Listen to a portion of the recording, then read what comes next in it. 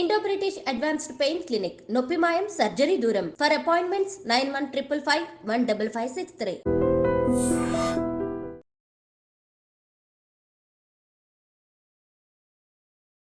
Welcome to iDream media. So జనరల్గా grey hair, white hair చాలా మందిని ఇబ్బంది పెడుతున్న సమస్య. చిన్న వయసులో ఈ సమస్య వస్తుంది. అయితే దీనికి డైస్ అప్పటికప్పుడు దాన్ని నల్లబరుచుకోవడం, మళ్ళీ జుట్టు పెరిగినా కొద్దిగా అది తెల్లబడుతూ ఉండడం ఇలా చూస్తూ ఉంటాము. అయితే రివర్స్ చేయడం సాధ్యం కాదు అంటారు. మరి దీని గురించిన పూర్తి వివరాలు తెలుసుకుందాం. ఈరోజు మనతో పాటు ఉన్నారు ప్రముఖ vegetable therapist and sun spiritual society founder Vikramaditya Guruji గారు. గురుగారు నమస్కారం అండి. సూర్యోస్మి తల్లి. గురూజీ, నేను ఈ టాపిక్ అడిగితే మీరు ఆ బుక్లో ఆ పేపర్లో అలా చూసుకుంటూ ఉన్నారేంటి? అదేనమ్మా, అంటే నా దగ్గర ఒక అద్భుతమైనటువంటి గ్రంథం ఇది. ఆరోగ్యంగా లుక్ యంగర్గా ఉంటూ మిగతావన్నీ కూడా ఆరోగ్యంగా ఎలా ఉండాలి అనే బుక్ ఇది. బాగా ఓల్డెస్ట్ బుక్. ఎంత ఓల్డ్ అంటే ఈ స్థితిలో ఉంది, పేజీలు కూడా నిలబడని స్థితిలో ఉంది. ఇందులో ఇప్పుడు మీరు మాట్లాడినటువంటి సబ్జెక్ట్కి సంబంధించి హెయిర్ అనే దాని మీద, అంటే అప్పటికే దీని మీద ఒక విప్లవం. అంటే హెయిర్ అనేది మనిషికి తలకట్టు. ఒక రకంగా చెప్పాలంటే అందమైన జుట్టు ఉన్నవాడు అహంకారి అనొచ్చు. ఎందుకంటే ఇలా అంటూ స్టైలిష్గా, అలాగే ఆడవాళ్ళకేమో వాలు జడ, పిరుదుల వరకు ఉన్నటువంటి వాలు జడ. దాని మీద అంటే ఈ రచయితలు, కవయిత్రులు ఎన్నో పద్యాలు రాయటం, వాటితో చిత్రకారులు చిత్రాలు గీయటం అనేది, తల జుట్టు అనేది చాలా ఇంపార్టెంట్, అవసరం కూడా.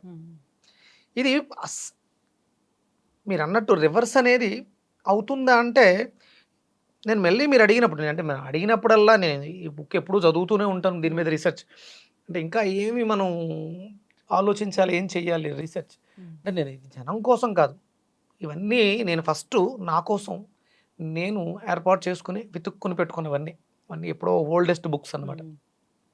ఎప్పటికప్పుడు చదువుతుంటాను, వాటిని ఇంప్లిమెంటేషన్ చేసుకుంటూ వెళ్తూ ఉంటాం. ఇప్పుడున్న పరిస్థితుల్లో అంటే ఇప్పుడు మీరు చూస్తుంటే చాలా డార్క్ బ్లాక్గా కనిపిస్తుంది నా హెయిర్. న్యాచురల్ కాదు, మీరేమీ అపోహ పడొద్దు. అంటే ఒకటి బాల్ హెడ్ అయితే కాదు, అంటే జుట్టు లేని వాడి దగ్గరికి వెళ్ళి జుట్టు మూలిపించడం ఎలా అనే క్వశ్చన్ తప్పు. మీరు నేను న్యాచురల్గా ఈ హెన్నా, మెహందీలు ఇలాంటివి ప్రాసెస్లు చేసి, ఇప్పుడు నిన్న చేశాను ఒక ప్రాసెస్. ఆ ప్రాసెస్లో ఏమైందంటే డార్క్నెస్ ఇంకొంచెం పెరిగింది. అంటే న్యాచురల్గా మనం తీసుకునే హెన్నానే, న్యాచురల్ కలర్స్ని ఇంకొంచెం ప్రాసెస్లోకి వెళ్ళడం వల్ల ఏమైందంటే డార్క్నెస్, థిక్నెస్, స్మూత్నెస్ పెరిగినాయి. ఇది నేను నిన్న చేసినది ఆవదంతో, ఆవాల నూనెతో ఒక ప్రాసెస్ చేశాను. డార్క్నెస్ పెరిగింది, ప్లస్ థిక్నెస్ కూడా పెరిగింది.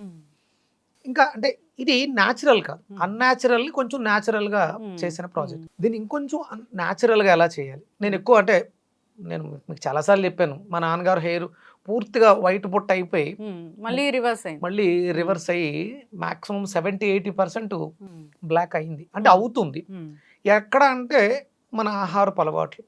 వీళ్ళు ఇందులో కూడా బాల్ హెడ్, చైనీస్ వాళ్ళకి ఎవరికి కూడా బాల్ హెడ్ ఉండదు. అలాగే ఐరిస్ వీళ్ళకి. ఇక్కడ ఇందులో ప్రస్తావించింది ఏంటి అంటే అయోడిన్. మనం తీసుకునే ఆహారంలో, అంటే ఇప్పుడు అయోడిన్ అన్నా అని చెప్పేసి అని అయోడైజ్డ్ సాల్ట్, అది సింథటిక్స్. ఆహారంలోనే అయోడిన్ అనేది ఉండాలి, సహజంగా మనకు ఉంటుంది. మనం అట్లా ఎక్సెస్ యాడ్ చేసుకోవాల్సినటువంటి అవసరం ఉండదు. సింథటిక్స్ ఏవి పనిచేయవు. ఇందులో ప్రధానంగా వాళ్ళు ప్రస్తావించింది ఏంటంటే బి విటమిన్ సంబంధించినటువంటి ఫ్యామిలీస్. ఇంకా మనం అందులో బి విటమిన్ మాట్లాడుకున్నప్పుడు B12 ఎక్కువగా ఉండేది మీట్ అని చెప్పేసి అని విపరీతంగా మాంసాహారాన్ని తినేయటం. ఇక్కడ బి అంటే కేవలం ఒక B12 ఒక్కటే కాదు, బి కాంప్లెక్స్ ఫ్యామిలీస్, B2 దగ్గర నుంచి B5, B7, B12, B11 ఇవన్నీ కూడా బి కాంప్లెక్స్ ఫ్యామిలీ మొత్తం ఉండాలి. ఆ బి కాంప్లెక్స్ ఫ్యామిలీ ఎక్కడ హెవీగా దొరుకుతుంది అంటే మనకి ఈ ఫర్మెంటేషన్ అవుతాయి కదా, నిల్వ ఉంచినటువంటి పదార్థాలు, వాటిల్లో మాత్రమే ఇది మాకు బాగా లభ్యం అవుతుంది. అలాగే మనకి పూర్వం పచ్చళ్ళు నిల్వ పట్టేవారు, మ్యాంగో పికిల్ని, వీటిని కూడా బాగా నిల్వ ఉన్న పచ్చళ్ళు ఆరోగ్యానికి మంచిది. కానీ ఇప్పుడు అది అనారోగ్యం అని చెప్పేసి అని మనం మాట్లాడుతాం. అంటే ఇప్పుడున్న పరిస్థితులలో మనం ఆరోగ్యాన్ని పాడు చేసుకున్న తర్వాత ఆవకాయ పచ్చడి ఇబ్బంది పెడుతుంది. ఆబ్వియస్లీ దాంట్లో వాడే కారం అవన్నీ కూడా కెమికల్ బేస్డ్ అవ్వడం వల్ల పూర్తిగా ఎలర్జీస్ అలాంటివి వస్తున్నాయని చెప్తూ ఉంటారు. దానివల్ల ఏంటంటే మీరు న్యాచురల్గా అంటే సముద్రపు ఉప్పుని వాడుతూ స్వచ్ఛమైనటువంటి కోల్డ్ ప్రెస్ నువ్వుల నూనెని వాడుతూ పికిల్ నిల్వ ఉండడానికి ప్రధానంగా వాడవలసింది కారం మీద దృష్టి ఎక్కువ పెడతాం మనం. కానీ అక్కడ మెంతులు, అలాగే ఆవాలు, వెల్లుల్లి ఇవి ప్రధాన ఇంగ్రీడియంట్స్. ఇవి పదార్థాన్ని పాడైపోకుండా స్వచ్ఛమైనటువంటి ఉప్పుతో దేన్ని నిలవబెట్టిన నిలవ ఉంటుంది, నిలవ ఉండడానికి బాగుంటుంది. అది నువ్వుల నూనెలో ఫెర్మెంటేషన్ అవ్వడం వల్ల ఆ పదార్థానికి శక్తి పెరుగుతుంది. ఇలాంటి వాళ్ళకి ఇప్పుడు మనకి పులిహోర ఉంటుందమ్మా, దానికి ఆ పేరు ఎలా వచ్చింది? టైగర్ రైస్, పులిహోర. హోర అంటే హవర్, గంట, దాంట్లోంచి వచ్చింది. హోర నుంచే గంట వచ్చింది, హవర్ వచ్చింది. పులిహోర అంటే కొన్ని గంటలు నిలవ ఉన్నటువంటి పదార్థం పులిహోర. పులుపు, చింతపండు ప్రాసెస్ చేసి అన్నాన్ని వండి కలిపి పక్కన పెట్టేస్తే నెక్స్ట్ డేకి అది టైగర్ ఫుడ్. మీరు ఎక్కడికైనా లాంగ్ జర్నీ చేస్తున్నప్పుడు పూర్వం అంటే నిలవ ఉంటుంది ప్లస్ స్ట్రెంగ్తీగా ఉంటుంది. ఇప్పుడు మరి పులిహోర అంటే ఇప్పటికప్పుడు ఇమీడియట్ లెమన్ రైస్. పులిహోర అంటే పుల్లగా ఉండే పదార్థాన్ని పులిహోర అనుకుంటున్నాను తప్ప పులిహోర దానికి ఇచ్చినటువంటి అబ్రివేషన్ మనం అర్థం చేసుకోగలిగితే అది కూడా అందులో ఏమున్నాయి? పసుపు ఎక్కువ వేస్తాం, ఎల్లో కలర్లో ఉంటుంది, యాంటీ బ్యాక్టీరియల్ అలాగే యాంటీ క్యాన్సర్ ప్రాపర్టీస్. అలాగే చింతపండులో మనకి అద్భుతమైనటువంటి గుణం ఏంటంటే కిడ్నీస్ని యాక్టివ్ చేస్తుంది. అంటే ఇక్కడ ఈ బుక్లో రాసింది ఏంటి అంటే హెయిర్కి కిడ్నీకి సంబంధం ఉంది అని చెప్తుంది. అంటే కిడ్నీలు కూడా బాగుండాలి. మనం తీసుకునే దాంట్లో మన అయోడిన్ అనేది కేవలం ఉప్పు రూపంలో సాంద్రం మనం మాట్లాడుకున్నాం, కానీ వాటర్ నీళ్ళని సరిపడా తీసుకోకపోతే ఈ శీతాకాలం ఎలా అయితే చెట్టు ఆకుని రాల్చేస్తుందో మన శరీరం కూడా జుట్టుని అలా రాల్చేస్తుంది. దానికి సరిపడా వాటర్ని మనం మంచి వాటర్ని మళ్ళీ అంటే ఎసిడిక్ నేటర్ వాటర్ని కాదు, మంచి ఆల్కలైన్ వాటర్ని ఇవ్వగలిగితే ఎలా అయితే మళ్ళీ చెట్టు చిగురిస్తుందో అలా మనకి జుట్టు కూడా పునరుత్పత్తి చెందే అవకాశం ఉంది. మరి గ్రే హెయిర్ ఉంది వచ్చింది, దాన్ని రివర్స్ చేయాలంటే అసలు రివర్స్ చేయాలంటే ఇందులో మనం చూసిన దాని ప్రకారం మనకి బి కాంప్లెక్స్ ఫ్యామిలీ, ఐరన్ సమృద్ధిగా ఉండేటువంటి ఆహారాన్ని ఇందులో ప్రస్తావించింది. మెలనిన్ డెఫిషియన్సీ వల్ల గ్రే హెయిర్ వస్తుంది అని కూడా పెంచడం. దీన్ని మనం ఓవర్కమ్ చెయ్యాలి, మళ్ళీ రివర్సిబుల్ చేసుకోవాలి అంటే నేను మా నాన్నగారిలో గమనించింది, ఆయన కంపల్సరీ మజ్జిగన్నం బాగా ఎక్కువ తినేవారు. అది ఒక కారణమైంది. అంటే నిల్వ ఉండడం వల్ల ఈస్ట్ ఫామ్ అవుతుంది మనకి. అంటే ఇందులో ఇది వెస్ట్రన్ అమెరికా రీసెర్చ్కి సంబంధించింది. ఇందులో ప్రస్తావించింది ఏంటంటే యోగర్ట్ని ఎక్కువగా తీసుకోమని చెప్పారు. అంటే పెరుగుని, పులియబడినటువంటి పదార్థం. అలాగే ఈస్ట్ గురించి ఎక్కువ మాట్లాడించారు ఈ బుక్లో.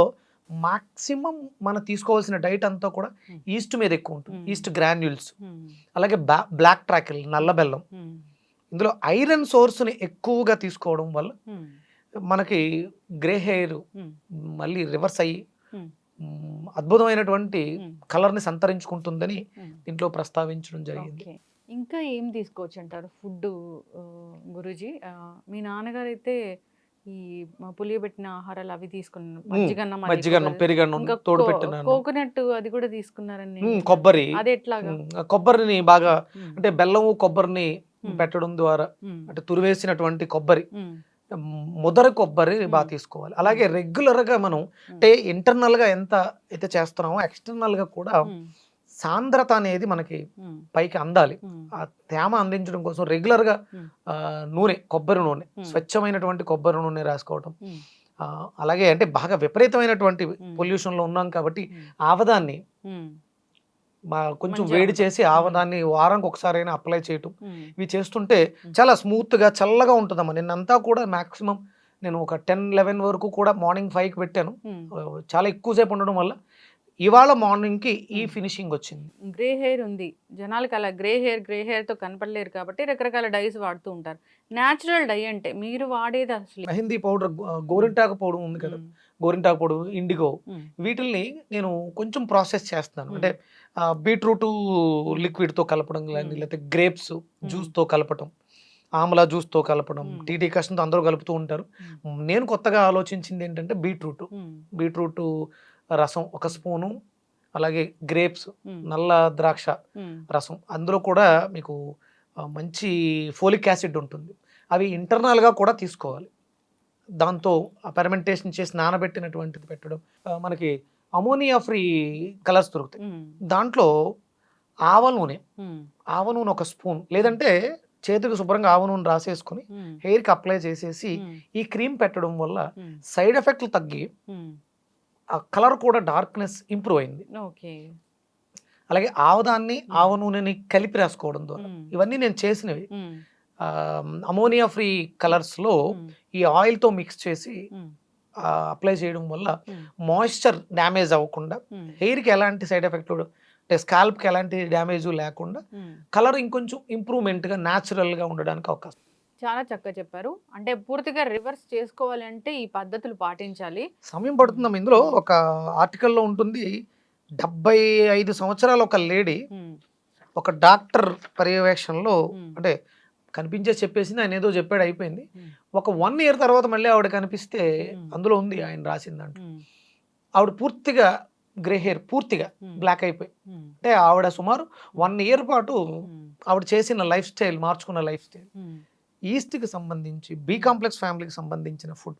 అలాగే అంటే మీరు ఇప్పుడు అడుగుతున్నాము, ప్రెగ్నెంట్గా ఉన్నటువంటి ఆడవాళ్ళు, లేకపోతే పిల్లల్ని కందామని ప్లాన్ చేసుకుంటున్న తల్లిదండ్రులు ఈ బి కాంప్లెక్స్ మీద దృష్టి పెట్టకపోతే పుట్టబోయే మీ పిల్లలకి పుట్టుకతోటే బాల్ హెడ్ వస్తుంది. ఇది చాలా జాగ్రత్తగా వచ్చిన తర్వాత మీరు బై బర్త్, ఇవి జెనెటికల్గా కూడా ఉంటాయి. మా తాతయ్య గారికి జుట్టు బాగుంది, ఆయన చనిపోయేంత వరకు ఆయనకి ఎక్కడెక్కడ వైట్ హెయిర్ రాలా, పళ్ళు ఉడుపల. అదే సేమ్ మా నాన్నగారికి పళ్ళ విషయంలో బాగానే ఉంది, కానీ హెయిర్ విషయంలో ఆయనకి బ్యాడ్ హ్యాబిట్స్ ఏంటి, స్మోకింగ్ ఎఫెక్ట్ కూడా బ్లాక్ హెయిర్ని వైట్ చేసేస్తుంది, జుట్టు ఊడిపోయేలా చేస్తుంది. హెవీ ఆల్కహాలిక్ ఇలాంటివి తీసుకోవడం వల్ల కూడా జుట్టు ఊడిపోయే అవకాశం ఉంది, వైట్ హెయిర్ వచ్చే అవకాశం ఉంది. కాబట్టి ఈ హ్యాబిట్స్ని మార్చుకోవాలి. పిల్లల్ని ప్లాన్ చేసుకునే తల్లిదండ్రులు ఒక ఆరోగ్యకరమైనటువంటి బిడ్డకి ఇన్కార్నేషన్ ఇవ్వాలి అనుకున్నప్పుడు మీరు మంచి స్వచ్ఛమైనటువంటి easy digestible B complex family ఉన్న ఆహారాన్ని, అలాగే పెరుగు, పాలు, వెన్న, నెయ్యి, ఈ పదార్థాలని ఎక్కువగా తీసుకోవడం వల్ల పుట్టబోయే బిడ్డలు ఇలాంటి ప్రాబ్లం, ఇప్పుడు నేను ఫేస్ చేస్తున్న ప్రాబ్లం నా పిల్లవాడికి రాకుండా ఉంటుంది, నేను ఆరోగ్యంగా ఉన్నప్పుడు మాత్రమే. అందుకని చాలా జాగ్రత్తగా ప్లాన్ చేసుకోవాలి. ఖచ్చితంగా గురూజీ, చాలా చక్కగా చెప్పారు. సో ఈ పద్ధతులన్నీ పాటించి సరైన ఆహార నియమాలు పాటిస్తూ, ఇక ఎక్స్టర్నల్గా యూజ్ చేసే ఏదైతే ఈ బ్లాక్నెస్ కోసం యూజ్ చేసేది ఉందో దాన్ని కూడా కెమికల్ లేకుండా ఉండే వాటిని ఎంచుకోవాలని కోరుకున్నాము. చాలా చక్కటి ఇన్ఫర్మేషన్ అండి, ధన్యవాదాలు. సూర్యోస్మి.